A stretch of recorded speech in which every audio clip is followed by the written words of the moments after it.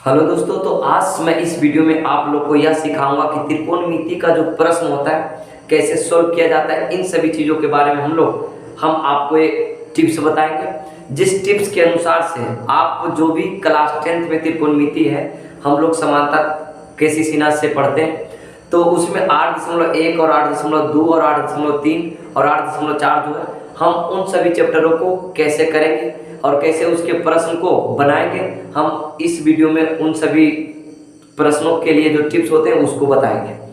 तो टिप्स कहने का मतलब कि आपको जो है 8.1 में अगर लंब, आधार, कर्ण ये सभी चीज़ के बारे में जानते हैं तो आप 8.1 कर सकते हैं। हर हाल में अगर लंब और आधार दिया हुआ है तो हमको कर्ण निकालना होता है, अगर कर्ण और आधार दिया हुआ है तो हमको लंब निकालना होता है। ये 8.1 की बात है। समानता अगर हम 8.1 पर देखते हैं तो जनरली जितने भी प्रश्न हैं वो इस आधार से बन जाते हैं, और बाकी जो भी कैलकुलेशन है और माइंड है वो भी आपको लगाना पड़ेगा। और 8.2 में क्या होता है कि जितने भी डिग्री का मान है, जैसे sine 60, cos 60, cos 30, sine 30, tan 30, ये सभी का मान याद होना बहुत ज़रूरी है। हम इसके लिए भी एक अलग से वीडियो बना दिए, और जो भी त्रिकोणमितीय का जो बेसिक है, जो फार्मूला, उसके लिए भी हम वीडियो बना चुके हैं, जो कि आप नहीं देखें तो आप जाकर देख लें, हम उसका लिंक डिस्क्रिप्शन में डाल देंगे। तो हम आज ऐसे अगर हम बता देते हैं कि 8.1 को अगर हम लंब, आधार और कर्ण के दृष्टि से देखते हैं तो सोल्व हो जाता है। लेकिन प्रश्न जो परीक्षा में ये थोड़ी नहीं पूछता है कि ये 8.1 का प्रश्न है या तो 8.2 का प्रश्न है। हम आपको यही बार बार सजेस्ट करते हैं कि आप कभी भी प्रश्न पर नहीं जाइए, आप टाइप क्लियर कीजिए। आप हर एक बुक क्लियर कर सकते हैं। अगर आप बुक पढ़ते हैं तो टाइप क्लियर नहीं कर पाएंगे। हम बार बार कहते हैं कि आप टाइप क्लियर कीजिए। आप हर एक बुक को, जिस बुक को नहीं भी पढ़ाया जा रहा है उस बुक को आप कर सकते हैं। तो मैं उसी आधार से हमेशा पढ़ाना चाहता हूँ और पढ़ाना सिखाता हूँ कि हमेशा टाइप क्लियर कीजिए। आपको एग्ज़ाम में ये नहीं पूछता है कि ये फलाने बुक से है या तो फलाने चैप्टर का है। अगर आप टाइप क्लियर करते हैं और प्रश्न को पहचानना सीख जाते हैं तो आपको प्रश्न करने में कोई परेशानी नहीं होगा। तो इसीलिए मैं टाइप बाय टाइप करके जो भी है उसको त्रिकोणमिति में बताऊंगा, ताकि आप 8.1, 8.2 और 8.3 और 8.4 जो भी आसानी से कर सकेंगे। और जैसे ही आप प्रश्न देखेंगे, मैं वादा करता हूँ अगर आप वीडियो अंत तक देखते हैं, आप जैसे ही प्रश्न को देखेंगे वैसे ही आप तुरंत जो भी फंडा लगेगा वो आप लगा देंगे। आपको कोई नहीं बताएगा, जो भी आप खुद लगाएंगे। मैं इस तरह से इस वीडियो में बात करूंगा, जो भी है इस वीडियो में टाइप 1, टाइप 2 जो भी हम प्रश्न कराएंगे, जिससे आप बेहिचक 8.1 के जो है हम इस वीडियो से कुछ क्वेश्चन कर सकेंगे। और अगले जो सीरीज होंगे उससे आप 8.1 जो है वो पूरे प्रश्न को कर सकेंगे। और नहीं होगा तो आप कमेंट में ज़रूर बताइएगा। हम जो भी है 8.1 का एक अलग से वीडियो लेकर चलेंगे पूरे क्वेश्चन का, और आप डायरेक्टली हम 8.1 का प्रश्न करेंगे। आप खुद ब खुद हम आंसर करने के लिए बताएंगे, आप क्वेश्चन देखेंगे और आंसर करेंगे। तो देखते हैं एक एग्जाम्पल से समझेंगे कि कैसे प्रश्न को पहचानेंगे और कैसे बनाएंगे। तो पहला प्रश्न क्या है, जैसे प्रश्न है कि यदि साइन थीटा बराबर 12/13 है और cot theta, tan theta, sec theta, cosec theta और कोस थीटा का मान ज्ञात करें। तो प्रश्न समझेंगे, अगर साइन थीटा बराबर, अगर कोई भी मान डिग्री में नहीं दिया है, बस देखेंगे या तो बटा के रूप में या तो बटा के रूप में नहीं भी रह सकता है, तो हम डायरेक्टली समझ जाएंगे कि यह P/H के रूप में लिखा है। अगर डिग्री में नहीं दिया हुआ है तब तो ये देखिए साइन थीटा और 12/13 या कोई डिग्री में नहीं दिया है, तो हम समझ जाएंगे कि यह जो है या जो भी है ये यानी कि P/H या H/P या तो मतलब कि लंब, आधार और कर्ण के रूप में दिया हुआ है। तो हम जानते हैं कि साइन थीटा बराबर जो होता है P/H होता है, P/H होता है। और यही साइन थीटा बराबर दिया हुआ है 12/13। तो इसका मतलब कह सकते हैं कि P बराबर जो है 12 है और H बराबर 13 है। तो हमें किसका मान निकालना है? तो कोई भी यह जो 6 निष्पत्ति है इसमें से जिसका भी मान निकालना होता है तो P, H और B तीनों का मान होना जरूरी है।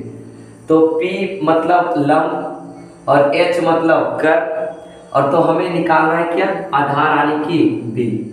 तो B निकालने के लिए जो मतलब आधार का जो फॉर्मूला होता है वो आता है अंडर रूट H का स्क्वायर माइनस P का स्क्वायर। ये सभी जो फॉर्मूला है हम इससे एक अगले वीडियो में लेकर आए थे। जो नहीं देखे हैं वह लिंक जो है डिस्क्रिप्शन में डाल दिए, वो जाकर जरूर देखें। आपका जो भी पूरा फॉर्मूला है उसको हम साबित करके और लिखा दिए और जो भी है समझा कर बता दिए, ताकि उसी वीडियो में आपको याद हो जाए।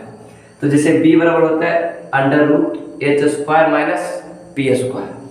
तो हमें साइन थीटा यानी कि P का मान 12 H का मान 13 है, तो B बराबर क्या हो जाएगा? अंडर रूट H का स्क्वायर यानी कि 13 का स्क्वायर और P का स्क्वायर कहे तो 12 का स्क्वायर। ठीक है, तो B बराबर क्या हो गया? अंडर रूट 13 का स्क्वायर कहे तो 169 और 12 का स्क्वायर कहे तो 144। तो B बराबर क्या हो गया? अंडर रूट 169 में 144 घटाएंगे तो 25 यानी कि B बराबर हो गया 5।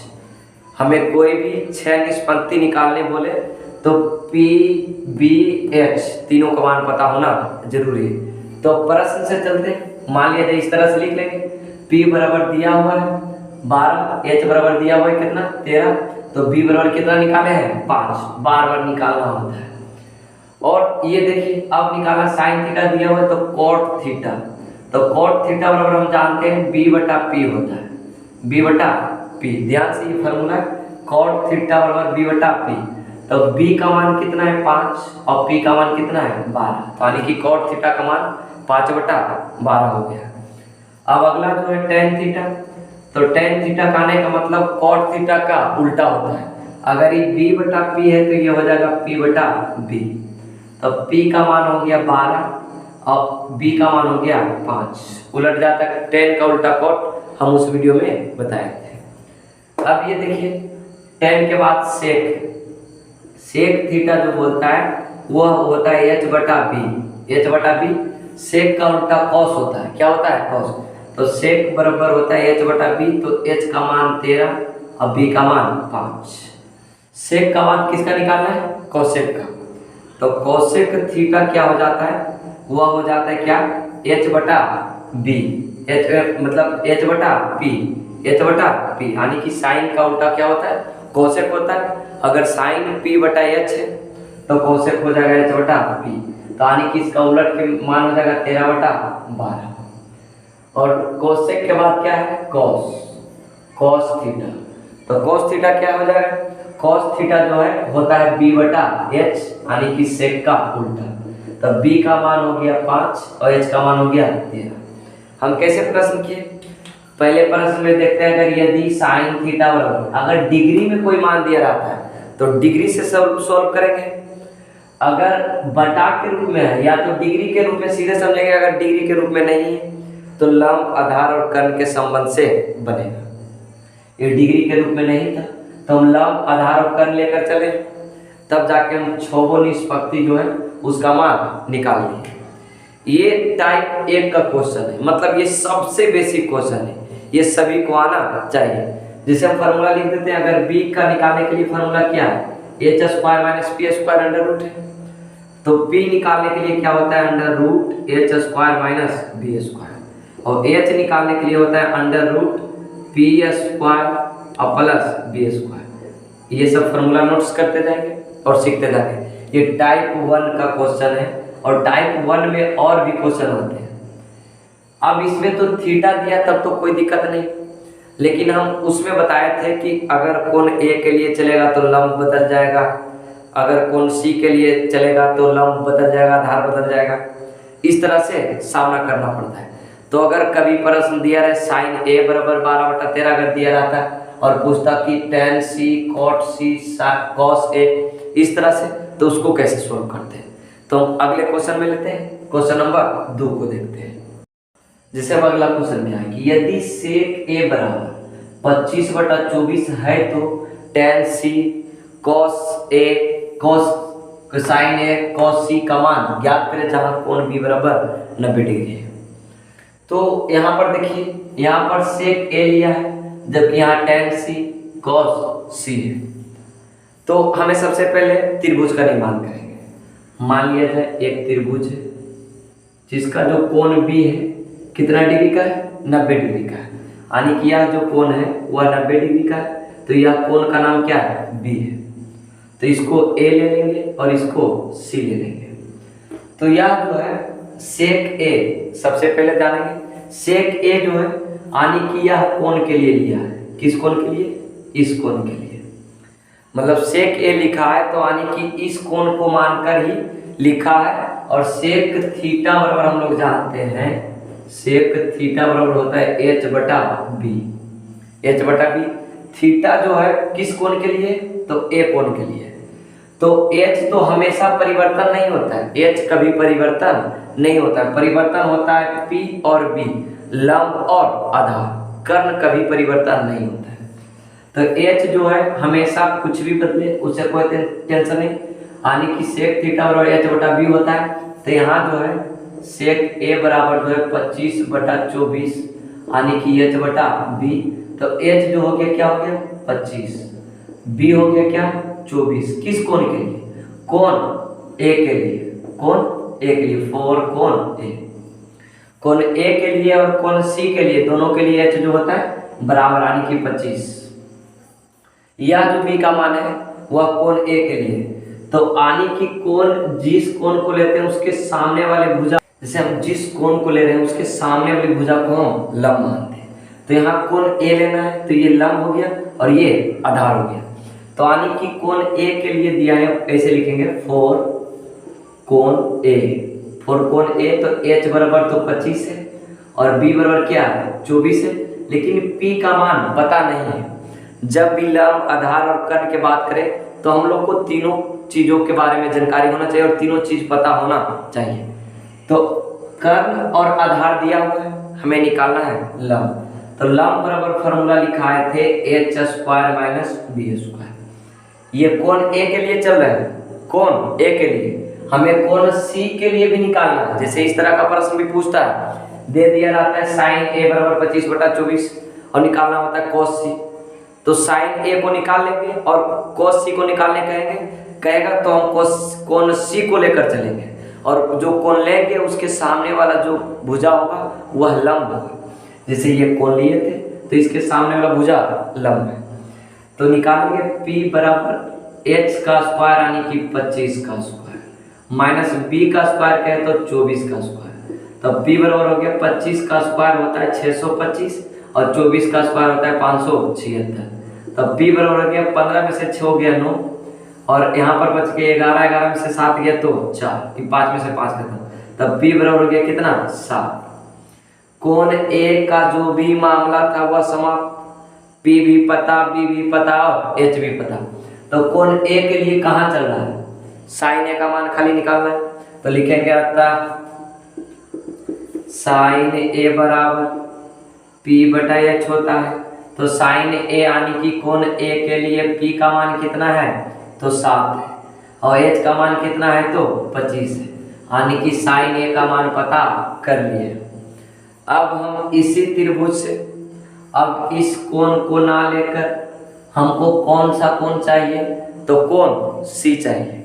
जी हाँ, कोण सी।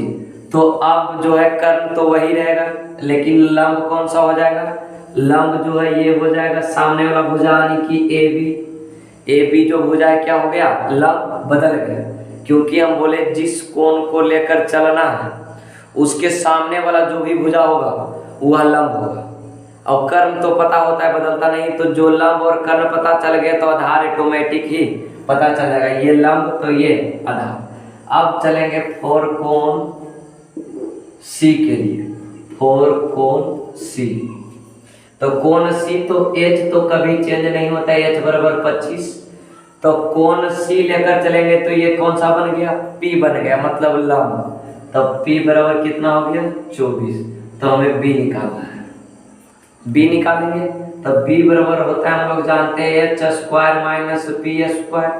तो H का मान कितना है 25, 25 का स्क्वायर और माइनस पी का मान क्या होता है 24 का स्क्वायर है।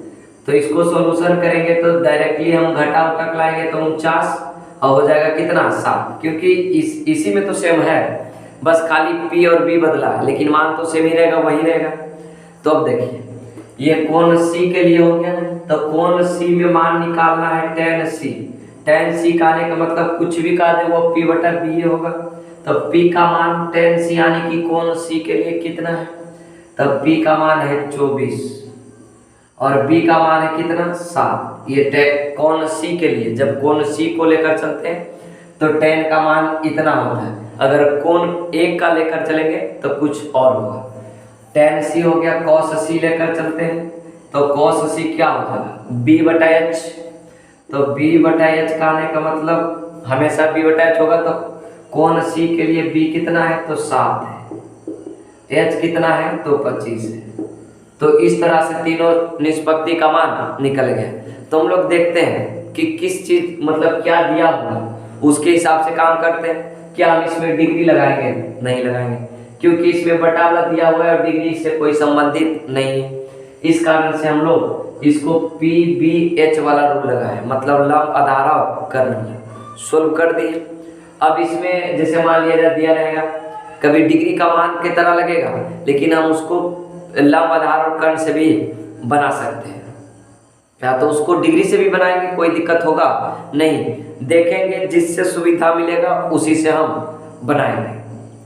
तो ये दो टाइप का क्वेश्चन था, मतलब कि एक डायरेक्टली निकालते थे और एक कोण ए का मान दिया हो तो कोण सी के संबंध से कैसे मान निकालेंगे। इन दो प्रश्नों में हम लोग बहुत कुछ सीखे होंगे। तो मैं आशा करता हूँ कि आप अगर 8.1 को टच करते हैं तो आपसे बहुत सारा क्वेश्चन जो होगा वो बन जाएगा। अगले सीरीज जो लाएंगे उसमें आपको जो भी 8.1 का जितने भी प्रश्न है केसी सिन्हा में या तो NCERT में सभी प्रश्न करा दिया जाएगा। तो अगर यह वीडियो आपको अच्छा लगा होगा तो वीडियो को लाइक कर दें और चैनल को सब्सक्राइब कर दें और अपने दोस्तों के पास यह वीडियो भी शेयर कर दें, ताकि इस वीडियो का लाभ जो है आपके दोस्त भी प्राप्त कर सकें। अब आप अगले वीडियो का इंतजार करें जिसमें हम लोग बहुत ही धमाल मचाने वाले हैं। उसमें हम 8.1 जो भी त्रिकोणमिति चैप्टर है उसमें जितने भी टाइप है उसको क्लियर कराएंगे। हम बुक नहीं कराएंगे, बुक आप कीजिएगा, इस तरह से हम टाइप को क्लियर कराएंगे। तो तब तक अगले से के लिए टेक केयर, धन्यवाद और अगले सीरीज का इंतजार करें।